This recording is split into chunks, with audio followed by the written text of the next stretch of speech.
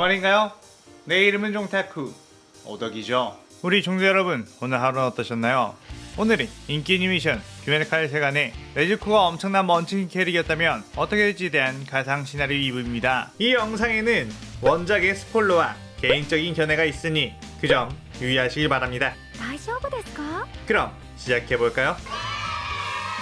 저번 영상에서는 네즈코가 혈기가 되고 무장의 저주를 벗어난 뒤 여러 혈기를 잡고 나타공산에 가는 것까지 전개했었죠. 저번 영상을 보지 않으신 분들은 보고 오신 게 이 영상을 이해하고 즐기는 수월하니 보고 온 것 추천드리고요. 이 가상 시나리오 컨텐츠는 원작의 고정을 철저히 따라가는 매끄러운 진행이 되지 않기 때문에 어느 정도의 설정으로나 능력치 보정은 이해해 주셨으면 좋겠습니다.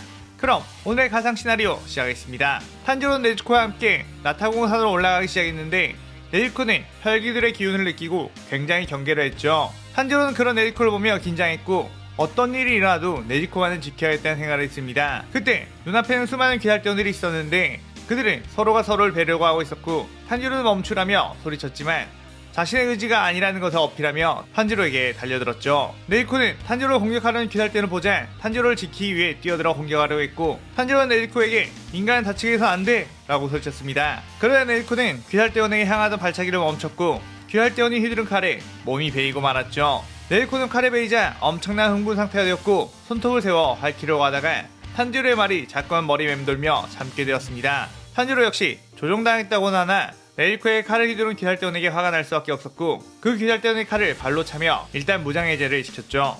탄지로는 네즈코에게 베인 곳은 괜찮아?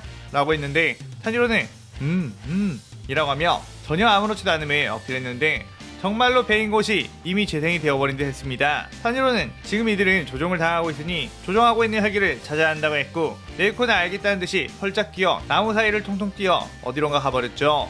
탄지로는 네즈코 조심해! 라고 하며 그녀가 간 곳으로 쫓아갔습니다. 겨우 탄지로는 네즈코의 냄새를 쫓아갔는데 그곳에는 이미 온몸이 박살나 있는 엄마 거미 혈기가 있었고 엄마 혈기에 박살난 머리는 이 혈기 완전 괴물이야! 라고 하며 몸이 부서져 갔죠. 네즈코는 괴물이라는 소리에 삐슌거리며 화를 냈고 탄지로는 네즈코는 괴물 아니야 라고 달래주었습니다. 그런데 그 순간 멀리서부터 쿵쾅거리는 소리와 함께 감히 내 가족을 괴롭히다니 라고 하며 아빠 거미혈기가 뛰어왔고 엄청난 파괴력의 주먹을 날렸죠. 그 주먹은 다름 아닌 네즈코를 향해 날아왔고 탄지로는 무례호흡을 사용해 그 주먹을 막아보려 했지만 충격으로 날아가 땅에 떨어졌습니다. 저런 말도 안 되는 괴력을 가진 혈기라니 네즈코랑 너무 상성이 안 좋아. 조심해 네즈코! 라고 소리쳤고 아빠 거미혈기는 네즈코를 향해 주먹을 날렸습니다. 하지만 네즈코는 자신도 주먹을 꽉 쥐고 그 주먹을 향해 부딪혔고 퍽 하는 소리와 함께 사방에 피가 튀었죠. 탄지로는 네즈코! 라고 소리치며 걱정을 했는데 피가 터진 이의 비명소리는 아빠 거미혈기 쪽이었습니다. 네즈코의 주먹과 부딪히는 순간 어깨까지 날아가 버린 아빠 거미혈기. 네즈코는 자신의 주먹의 힘을 보자 하면서 자주 써먹어야겠다는 생각을 했죠. 아빠 거미혈기는 어차피 너네들이 이렇게 날뛰어왔자 여긴 하연호의 강력한 혈기가 지배하고 있는 것이니 죽음밖에 없을 거라고 했습니다.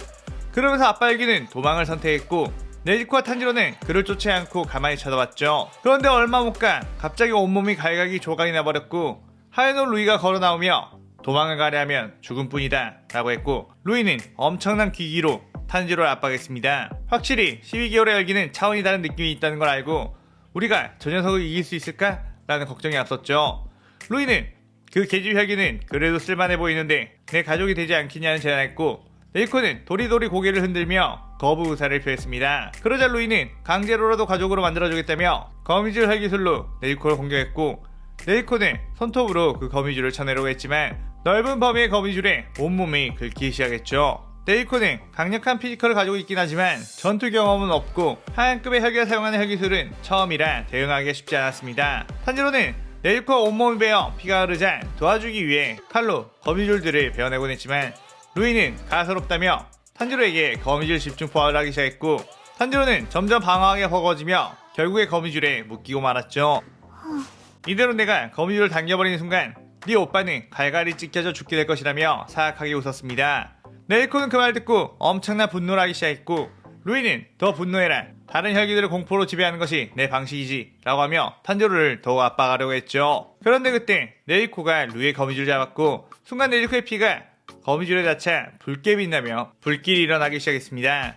루이는 그걸 보고 네즈코가 문수를 쓰기 전에 어서 탄지로를 죽여야겠다며 거미줄을 잡아당겼는데 아무 느낌도 없었고 이미 거미줄은 전부 타버린 상태였죠. 불을 사용하는 혈기인가? 하지만 내 거미줄 태울 정도의 화력이라면 바보처럼 오빠까지 태워버렸겠구나 라고 하며 비웃었는데 그쪽을 보니 탄지로는 멀쩡했고 옷에도 불에 탄 흔적조차 없었습니다. 루이는 어안이 벙벙했는데 그 순간 네이코는 루이를 향해 빠르게 뛰어왔고 루이는 그렇게 무지성으로 돌진하면 내 거미줄에 조각조각 날 텐데 라고 하며 앞에 거미줄을 깔아놨죠.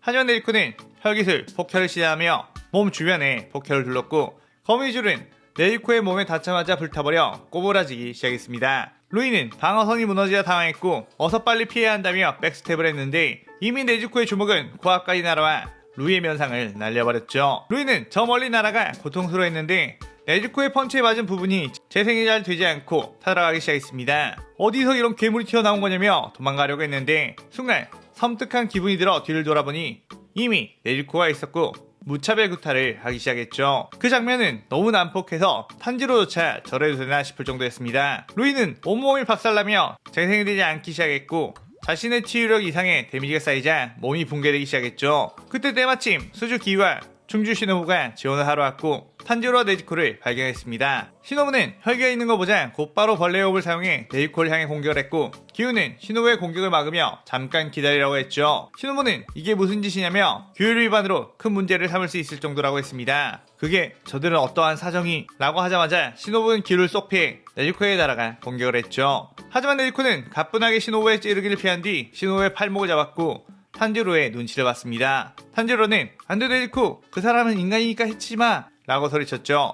그러자 네지코는 하면서 팔목만 잡고 있었고 시노부는 신발에 있는 칼날로 빠져나오기 위해 공격을 해왔지만 네지코는 피하기만 했습니다. 기우는 시노부를 진정시키며 저 혈귀에게서는 다른 혈귀와 다른 느낌이 나지 않냐고 충분히 너를 죽일 수 있는데도 탄지로의 말을 듣고 공격하지 않지 않냐고 했죠. 그러자 시노부는 듣고 보니 이상하다고 살짝 멘붕이 왔습니다. 그때 귀살대 까마귀가 탄지로 남매를 귀살대 본부로 데려오라고 했고 그들은 귀살대로 함께 가게 되었죠. 곳에 가보니 모든 주들이 한자리에 모여 있었는데 마침 정기주와 회의하는 날이었고 우베야시키 당주는 네이코에 대해 회의를 해볼까 해서 불렀던 것이었습니다. 주들은 혈귀를 본부에 데리고 왔다는 것 자체가 말이 안 된다고 분개했고 혈귀는 당장 퇴치를 해야 한다는 주들이 꽤나 많았죠. 탄지로는 그에 네즈코는 인간을 해친 적이 없다며 항변을 해봤지만 들으려고 하지도 않았습니다. 특히 가장 호전적인 성향을 지닌 풍주 사내미는 순식간에 탄지로의 가방을 뺏었고 칼로 그 안에 있는 네이코를 찔러버렸죠. 탄지로는 사내미에게 덤벼들며 가방을 뺏으려고 했지만 사조 오바나이가 탄지로를 못 움직이게 제압을 했고 탄지로는 네즈코가 이대로 퇴치당할까봐 네즈코! 라고 울부짖었습니다. 그 순간 나무 상자에 꽂아 넣은 사내미의 칼이 빠직하면서 부러졌고 네즈코가 상자 밖으로 튀어나왔죠. 사내미는 호! 덤벼볼 테냐? 라고 하며 주변에 있는 다른 귀살대원의 칼을 빼서 네이코를 공격했고 네이코는 그 공격들을 전부 피한 뒤 발로 툭 차서 사내미를 멀리 날려버렸습니다. 그러자 다른 주들도 전투태세를 갖추며 네이코에 덤벼들었는데 온순한 성격을 가지고 있는 미치리와 이미 네즈코의 실력을 알고 있는 시노부, 기우만이 그냥 상황을 지켜보고 있었죠. 하지만 많은 주들의 공격에도 쉽게 밀리지 않았고 엄청나게 빠른 스피드로 주들을 하나둘씩 발로 차 날려버렸습니다. 하지만 멀리 날리기만 할 뿐 큰 상처는 일부러 입히지 않은 듯 했고 주들을 싸우면서도 뭔가 이상한 기분이 들었죠. 보통 혈기가 싸우는 느낌이 아닌 뭔가 훈련을 위한 대련 같은 느낌이 들었습니다. 그때 암주 교메이의 쇠사슬이 네이코를 묶었고 힘겨루기를 했는데 네지코는 교메이의 엄청난 힘에 놀랐습니다. 점점 교메이 쪽으로 질질 끌려가는 네지코.